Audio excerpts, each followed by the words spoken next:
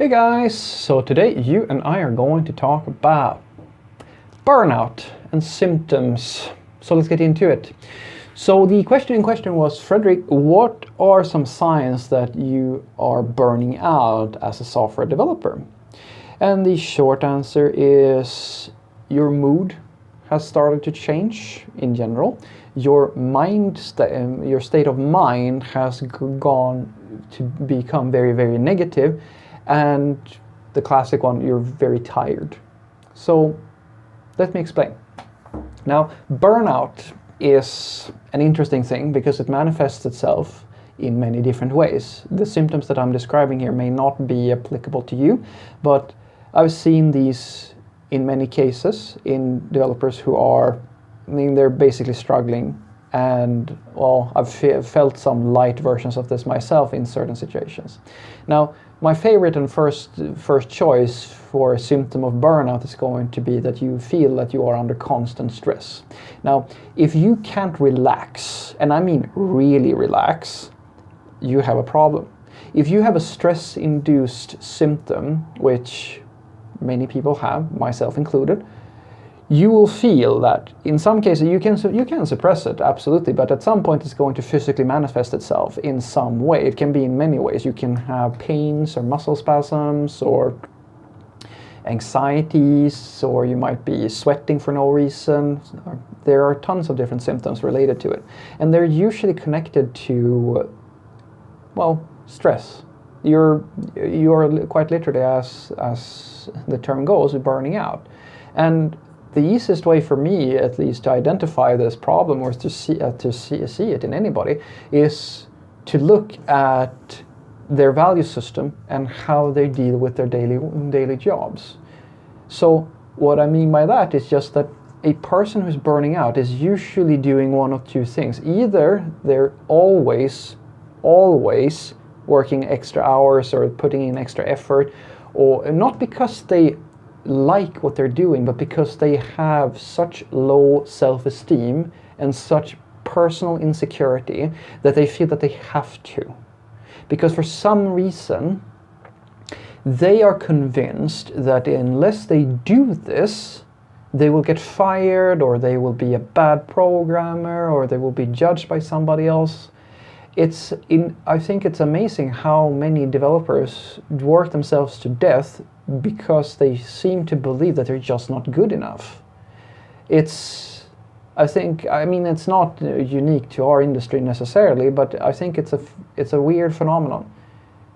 You actually convince yourself so hard that of the fact that you convince yourself to believe that you're not good at what you do, so you work harder in order to prove that you are good, when at the end of the day nobody's complained about you.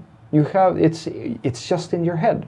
And I see it all the time. I see people who actually spend just slowly but surely more and more time within software development. They forget about everything else that's going on in their life. They forget about all the other stuff because it's more important to them to keep this job or this sensation that, well, I'm a pretty good developer, or at the very least fight the sensation that I'm not a good developer.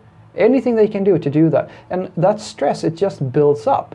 And it's just a matter of time, guys. When you get a little bit into it, you start realizing that this is unhealthy. Hopefully you will, at the very least. Or you're just going to stay this insecure person who works yourself to death until you actually get real problems from it. And then either one or two things are going to happen. Either you burn out and you realize that you're burning out, and then you need to take some serious time for yourself, or it's going to affect your performance in a negative fashion to the degree where you actually get fired from the place where you're trying to work so hard to stay.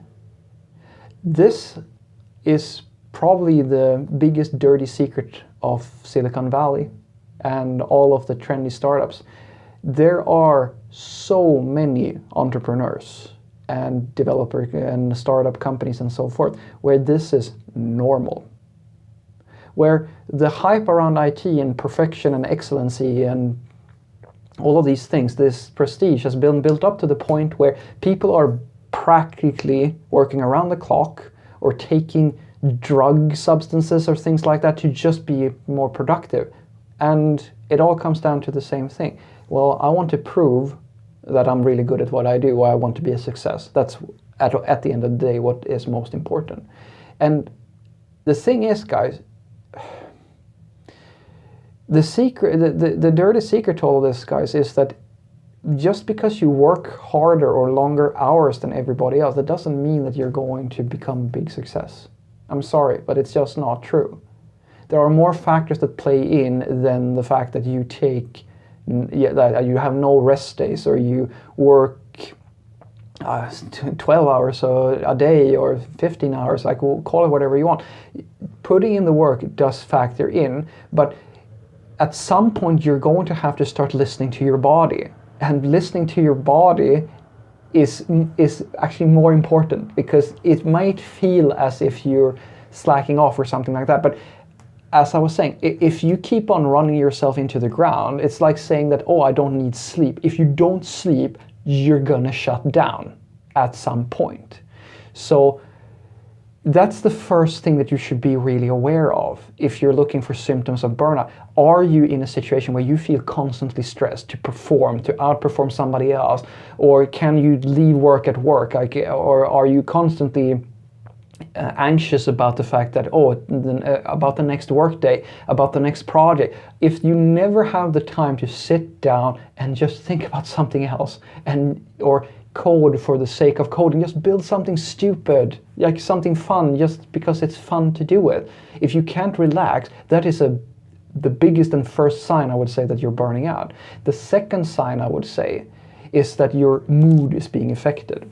If you start feeling negative, or you start feeling irritable, or when you interact with people who are less skilled than you or something like that, well, unless it's pure arrogance, which can happen absolutely, if you are so good, or at least so full of yourself that you think that you're so much better than everybody else that you talk down to everybody, well, then it's a very likely scenario where you're probably letting your profession affect your personality. It's poisoning your personality. And this is not true for just programmers. There are many people who believe that their success, professional success, somehow gives them, I don't know, they gain a sensation of self-worth that spans outside of their profession, and all of a sudden they talk down to people who have taken other choices, made other choices in life. And I'm not going to say too much about that, because at the end of the day, it comes back to their sensation of worth, and a very, very it's a fairly high level of personal immaturity when this happens. But it does happen. But if it is a stress-related thing, and you find that the first thing I was saying is true, well, then you're probably getting to that point I was saying. Your performance within your company is now being affected by the fact that you're stressed all the time and that you're working yourself to death. And now it's actually affecting your relationship with other people, because people are perceiving you as being negative or tired all the time, or things like that. And that is a really, really bad thing, because now it's actually it's like running on sand. It's actually going to make you move slower, because communication is key in order to move fast and becoming a success. Lastly, you might find that you are in a new mental state.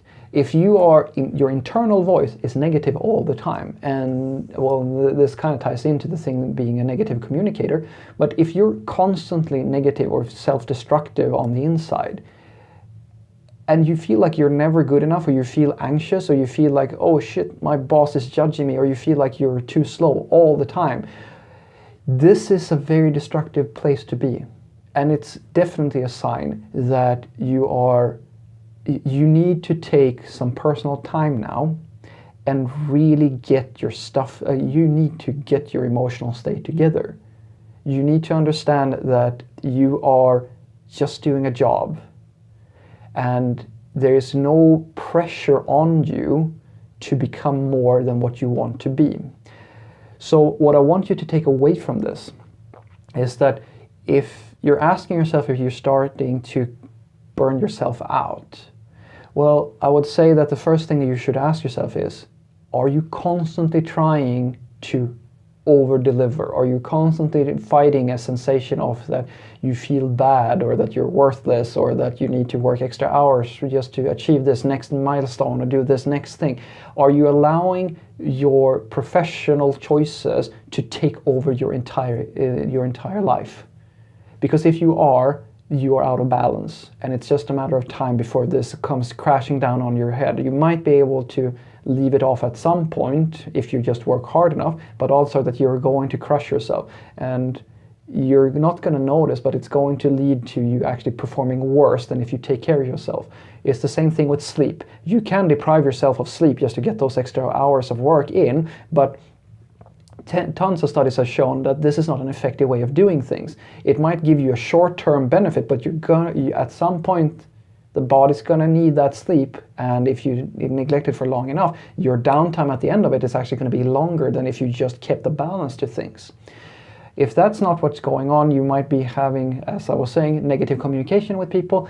If you're starting to communicate and you get irritable and you start attacking people, well, I would say that you're already getting into a situation where you are actually changing as a person now. You're becoming a worse person from your profession. Lastly, your inner voice.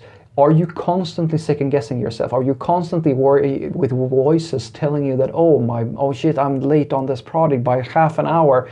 My boss is probably going to fire me now. Are there gremlins in your head trying to convince you that things are not going your way? Well, if that's going on, you need to start thinking about how you can become a more secure and confident person. And I'm sorry to say I can't cover that in this video, but it's something that you should really look into.